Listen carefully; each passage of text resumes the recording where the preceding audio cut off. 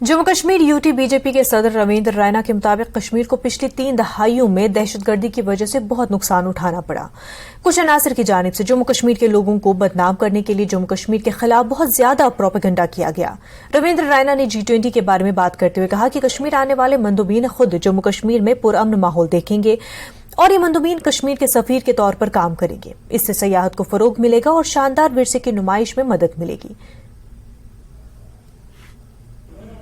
बड़े देश इस G20 का हिस्सा हैं और जब G20 राष्ट्र समूह के प्रतिनिधि स्वयं जम्मू कश्मीर में आ रहे हैं, यह हमारा सौभाग्य है कि वो अपनी आंखों से जम्मू कश्मीर के खुशनुमा माहौल को देखेंगे। जम्मू कश्मीर में बढ़ती हुई, मजबूत होती हुई खुशहाली, प्यार, मोहब्बत और भाईचारे को वो स्वयं अपनी आंखों से देखेंगे। वो स्वयं इस धरती के स्वर्ग का नजारा देखेंगे।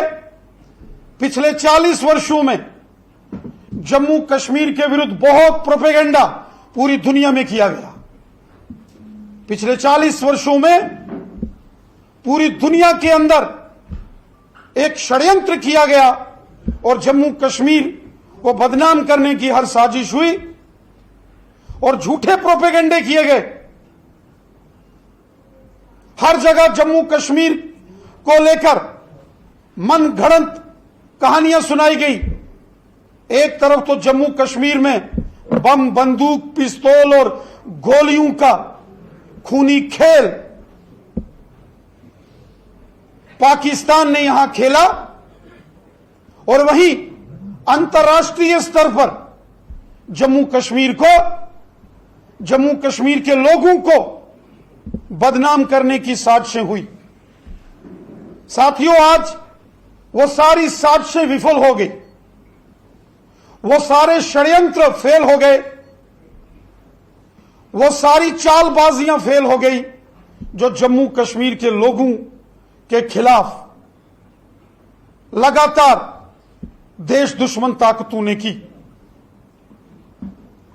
G20 राष्ट्र समूह के जम्मू कश्मीर में आने से यहां अंतर्राष्ट्रीय स्तर पर जम्मू कश्मीर में पर्यटन, टूरिज्म को बढ़ावा मिलेगा।